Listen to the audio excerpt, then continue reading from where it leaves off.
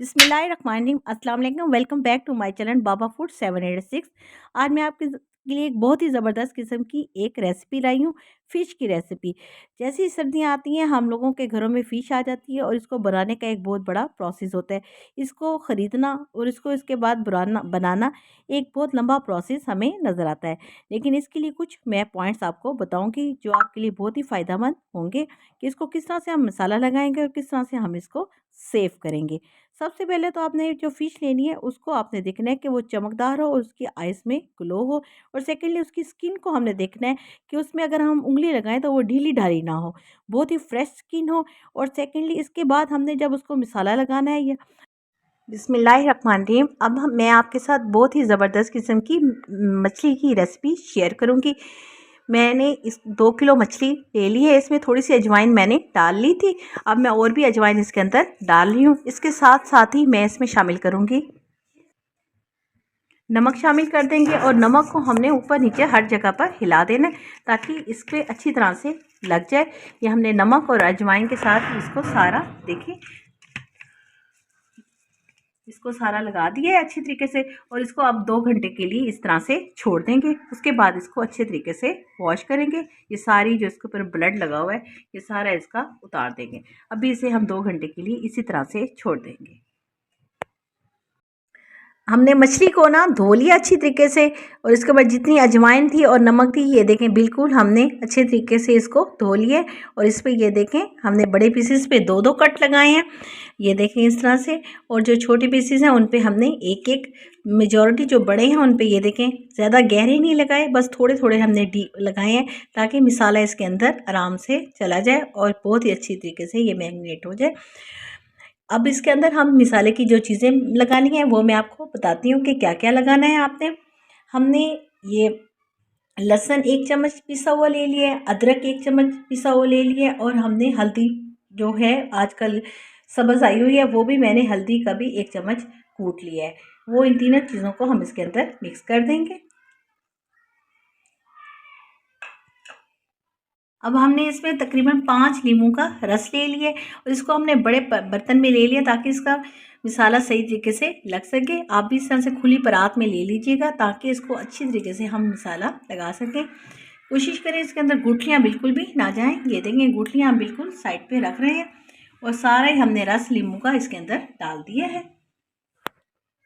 अब हम इसमें डालेंगे कुछ स्पाइसेस में शामिल है हमारा 1 चम्मच नमक का। हम इस पे नमक कम ही डालेंगे क्योंकि हमने पहले मछली को नमक लगा के रखा था, इसलिए उसके अंदर नमक काफ़ी जज़ब हो चुका है, इसलिए इसमें ज़्यादा और नमक नहीं डालेंगे। और अब इसमें हम सिर्फ 1 ही चम्मच नमक का डालेंगे, 2 चम्मच हम बेसन के डालेंगे और साथ ही हम हाफ़ टी स्पून हम इसमें डालेंगे चाट मसाले का। और 2 चम्मच हम डालेंगे कटी हुई लाल मिर्च का। हम इसमें पाउडर मिर्च यूज़ नहीं करेंगे बल्कि कटा हुआ मसाला ही यूज़ करेंगे।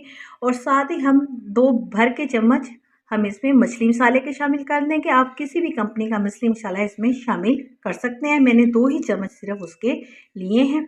साथ मैं इसमें डाल रही हूँ 1 चम्मच धनिया पाउडर का। और इसके साथ ही मैं डाल रही हूँ इसमें आधा चम्मच काली मिर्च का। और साथ ही मैंने ये इसमें ज़ीरा पाउडर और धनिया पाउडर और मैंने इसमें अजवाइन को फ्राई पैन में फ्राई कर लिया था बग़ैर ऑयल के। और रोस्ट की पॉइंट पे ना जैसे वो रोस्ट हो गए थे, खुशबू आने लग गई थी, तो मैंने उसको पीस लिया था। ये मसाला भी मैं इसके साथ ही मिक्स करूँगी। ये रेसिपी मैंने मछली की पहले भी इसमें अपने चैनल पे डाली हुई है, आप उसमें देख लीजिएगा कि ये मसाले को मैं सारे को खड़े मसाले को मैंने लेके रोस्ट किया था और फिर मैंने पीस लिया था। इन सब चीज़ों को भी मैं इसके अंदर शामिल कर रही हूँ।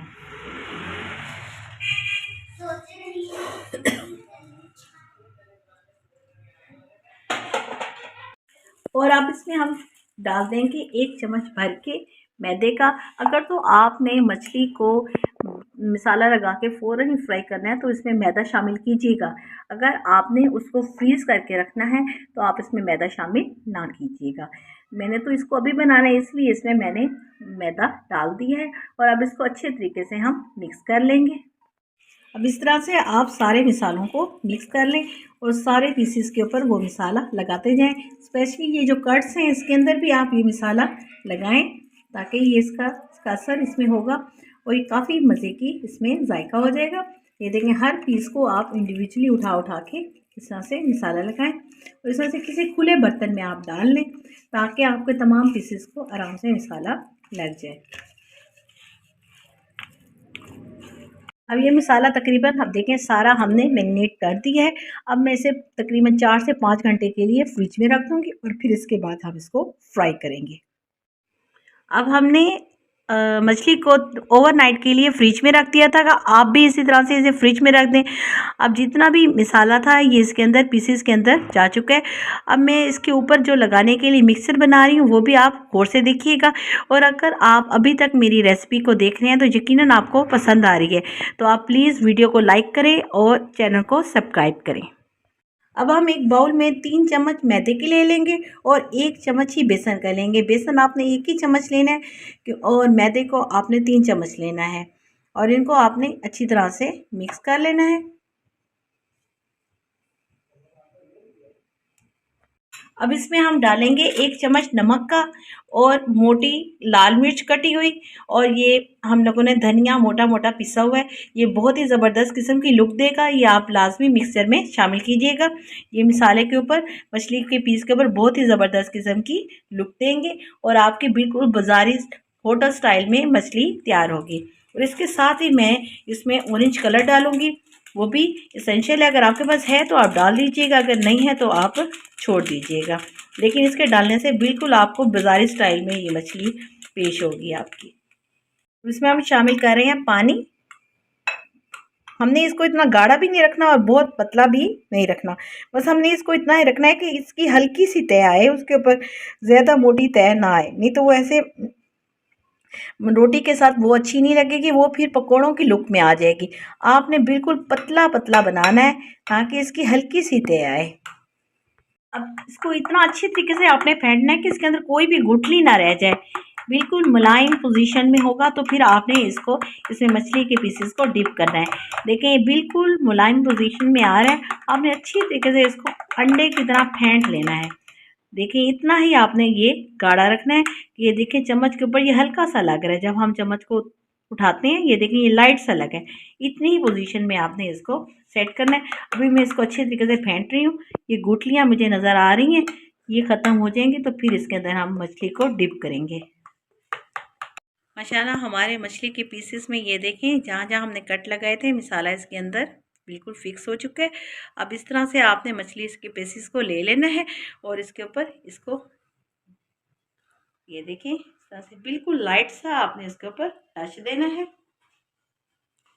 और अच्छी तरह से इसको झाड़ लेना है ताकि इसका एक्स्ट्रा जो मैदा है वो उतर जाए।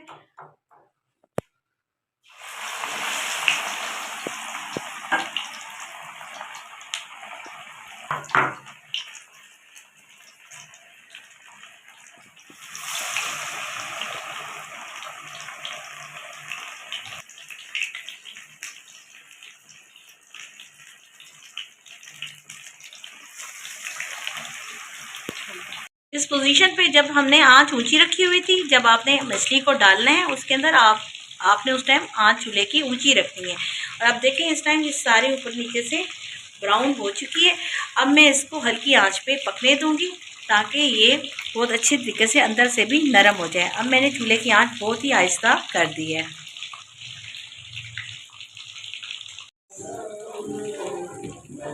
खाओगे क्या?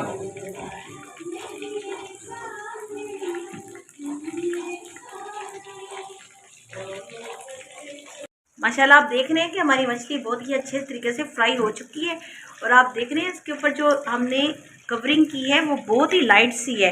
देखिए पकोड़ा शक्ल में नहीं हुई, बिल्कुल लाइट सा कवर है। और जो हम लोगों ने इसमें अंदर रेड मिर्ची शामिल की थी मोटी वाली, और साथ ही धनिया मोटा कटा हुआ है वो भी सारा देखें नज़र आ रहा है और बहुत ही ज़बरदस्त किस्म की लुक आ रही है। इसी तरीके से आप सारी मछली को हम इसी तरीके से फ्राई करेंगे, पहले तेज़ आंच पे और फिर हल्की आंच पे, और फिर देखें ये माशाल्लाह बहुत ही ज़बरदस्त किस्म की लुक इसकी आ रही है। माशाल्लाह हमारी फ़िश तैयार हो चुकी है।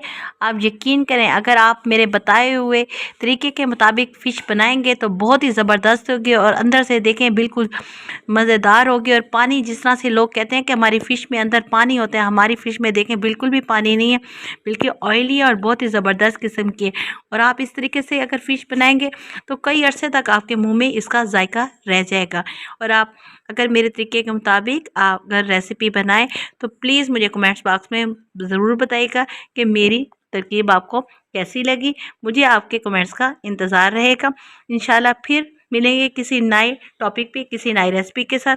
तब तक के लिए अल्लाह हाफ़िज़। दुआ में याद रखिएगा बाबा फूड को। अल्लाह हाफ़िज़।